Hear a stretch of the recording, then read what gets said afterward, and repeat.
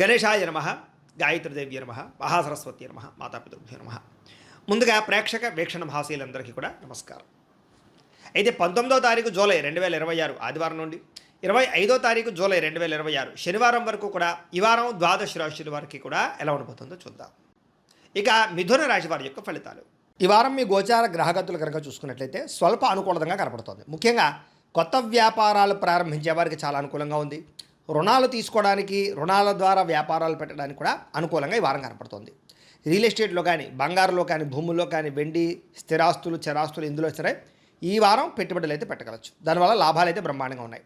అయితే స్టాక్ మార్కెట్లో పెట్టుబడులు పెట్టేటువంటి మాత్రం ఎక్కువ జాగ్రత్తలు తీసుకోండి. అలాగే సంతానం విషయంలో అయితే శుభ సమాచారం కానీ, శుభవార్త వినగానే చేసే అవకాశాలు ఉన్నాయి.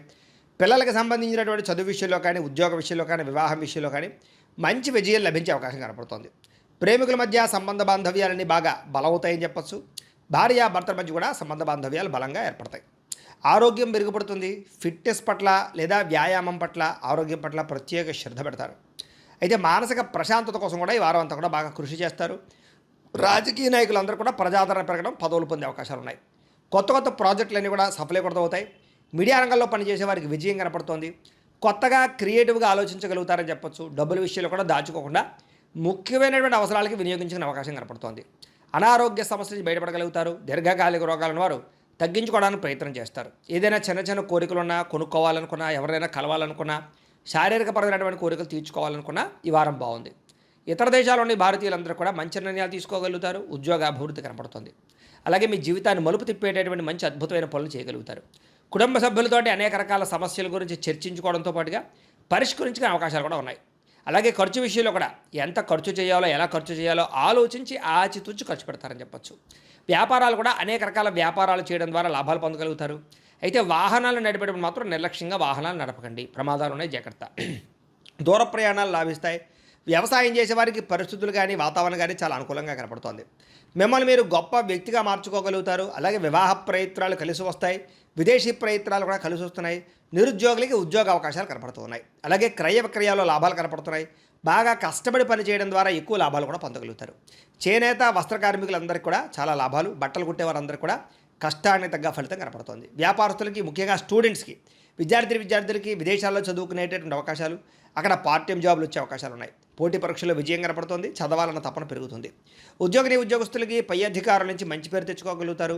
ఉద్యోగంలో అనుకూలమైన మార్పు, ఉద్యోగ అభివృద్ధి కనపడుతుంది. స్త్రీలకి షాపింగ్లు, వస్త్రాలు, నగల పట్ల ప్రత్యేక శ్రద్ధ పెడతారు.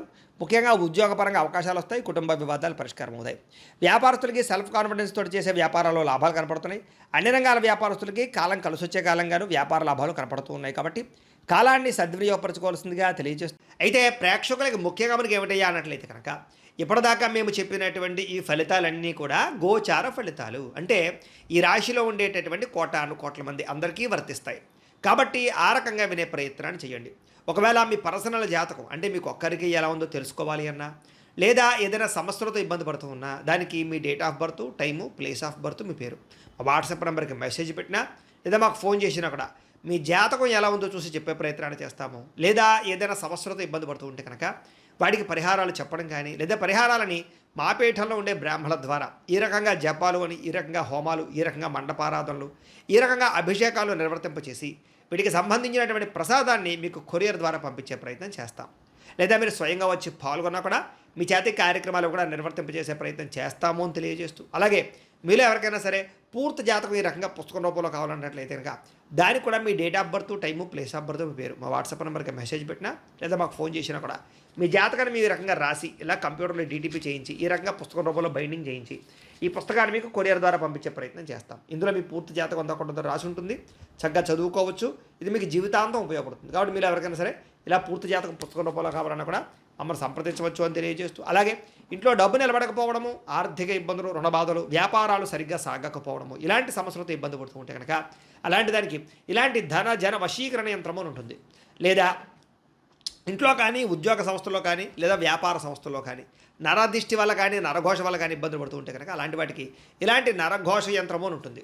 లేదా ఇంట్లో మనశ్శాంతి లేకపోవడము, నిద్ర పట్టకపోవడము, పీడకలలు రావడము, కుటుంబ కలహాలు, లేదా కోర్టు వివాదాలు, పోలీస్ కేసులు, శత్రువులు పడదా, లేదా ఎవరో ప్రయోగం చేసేసారని అనుమానాలు రావడము, ఇలాంటి వాటితో సమస్యలతో ఇబ్బంది పడుతూ ఉంటే కనుక అలాంటి వాటికి ఇలాంటి శూలిని దుర్గా యంత్రం అని ఉంటుంది. కాబట్టి ఈ యంత్రాల్లో ఏ యంత్రం కావాల్సినా సరే మీరు మాకు గోత్రాలు పేర్లు తెలియజేసినట్లయితే మీకు కావలసినటువంటి యంత్రానికి జపాలు, పూజలు, హోమాలు నిర్వర్తింపచేసి మీకు కావలసిన యంత్రాన్ని మీకు కొరియర్ ద్వారా పంపించే ప్రయత్నం చేస్తాం. కాబట్టి యంత్రాలు ఏ యంత్రం కావాలో మమ్మల్ని సంప్రదించవచ్చు అని తెలియజేస్తూ, అలాగే ఇప్పటిదాకా మేము చెప్పినటువంటి ఈ ఫలితాలన్నీ కూడా మీకు దగ్గరగా వచ్చే లేదా అనే విషయాన్ని కామెంట్ రూపంలో పెట్టండి. అలాగే ఈ వీడియో కనుక మీకు నచ్చినట్లయితే కాస్త ఖచ్చితంగా లైక్ చేయండి, అందరికీ షేర్ చేయండి.